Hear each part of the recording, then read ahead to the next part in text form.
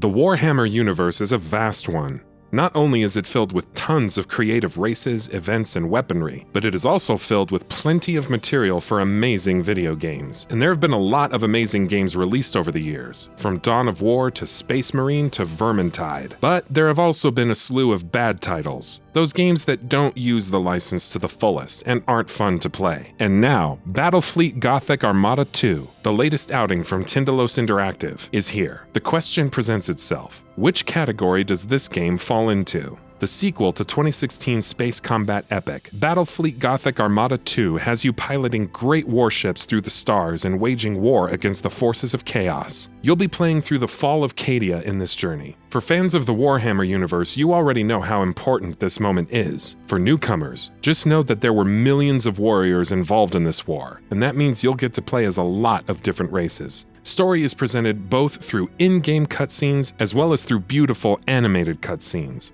The story is pretty typical of the grim, dark tone that Warhammer games go for, but that doesn't mean it's any less compelling. Seeing characters that you've grown attached to make the ultimate sacrifice in the name of their cause is affecting, if you're willing to buy into the grandiose dialogue and writing of the story mode. Graphically, Battlefleet Gothic is pretty good. The ships are detailed and a lot of care was put into making sure the models in-game were consistent with the Warhammer lore. On the other hand, the Tyrannid ships look appropriately organic and unsettling, their open mouths hungering for other sentient life. This is all good stuff, and aside from a few wonky particle effects here and there, the visuals are impressive.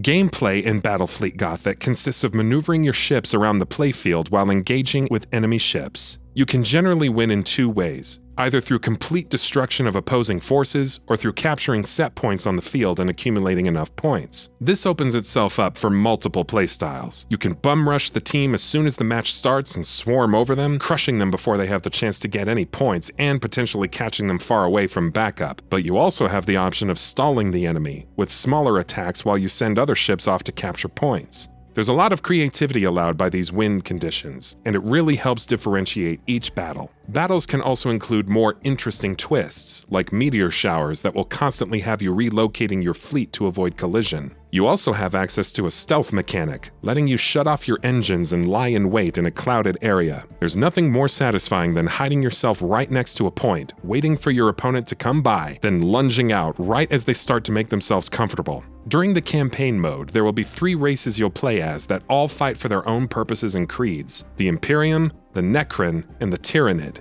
These factions all have their own strengths and weaknesses and will force you to adapt to different playstyles. Although some are easier to get used to than others, they are all pretty fun in their own way. In the campaign mode, you'll be doing much of your tactical planning from the map screen. Here, you'll be in charge of a race as you set out to take over territory from adjacent races and build up an armada. You maneuver your ships around the map screen, launching into battle with other ships, creating more, and laying down traps for invaders to fall into.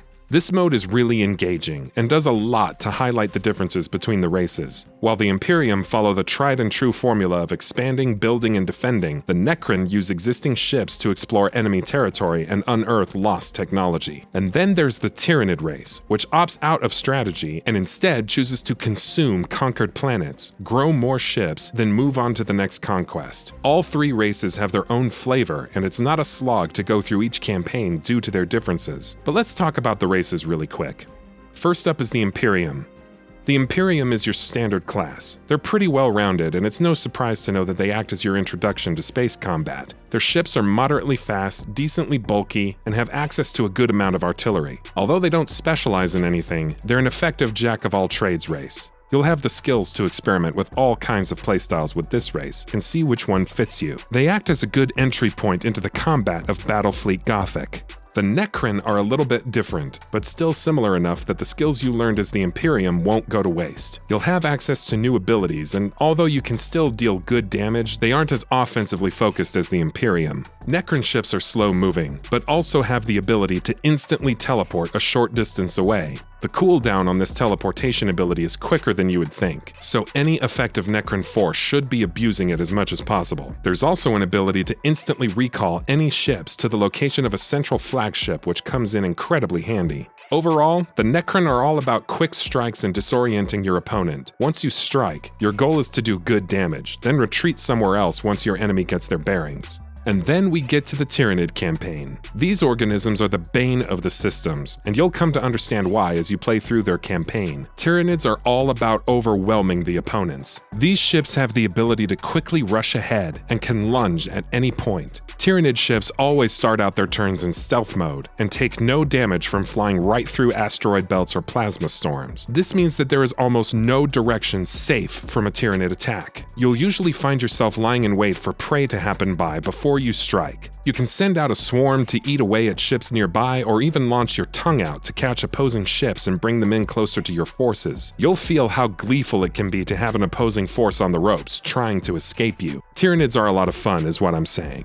You won't be limited to these 3 classes though. In the multiplayer aspect of the game, you can experiment with 12 races, each with their own sub-factions and perks. Each class brings something new to the table, and it's fun to experiment with the different playstyles they can provide. You can have a skirmish with another player, or team up for some 2 versus 2 action. Multiplayer is set up like the campaign battles, with the win conditions either being through destruction or accumulation of points. This is where a lot of your playtime will be spent as you try out each race. Yet even this mode isn't perfect, as there are still balancing issues that were brought over from the first title. The Tau are still a force to be reckoned with in this game, and Tyrannids can easily overwhelm inexperienced players and steamroll through a fight. But aside from some wonky balancing, multiplayer is a worthwhile time and can easily suck you in for multiple hours. As fun as the game is though, it's not without its bugs. During my time, I ran into a few hiccups and a few crashes. There were a few points during play where my cursor would stop working, forcing me to toggle full screen and windowed mode until it worked again.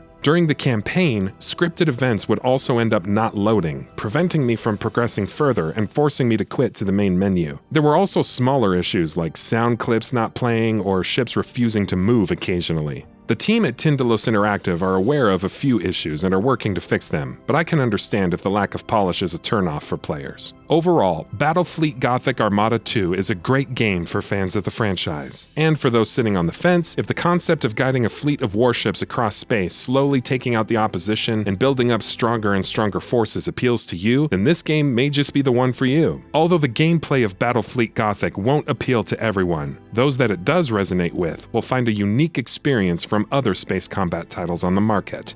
And that about does it for this video. If you enjoyed what you watched and want to see more from GamingBolt, you can always hit that subscribe button and turn on the bell icon next to it. That way you will never miss any of our videos.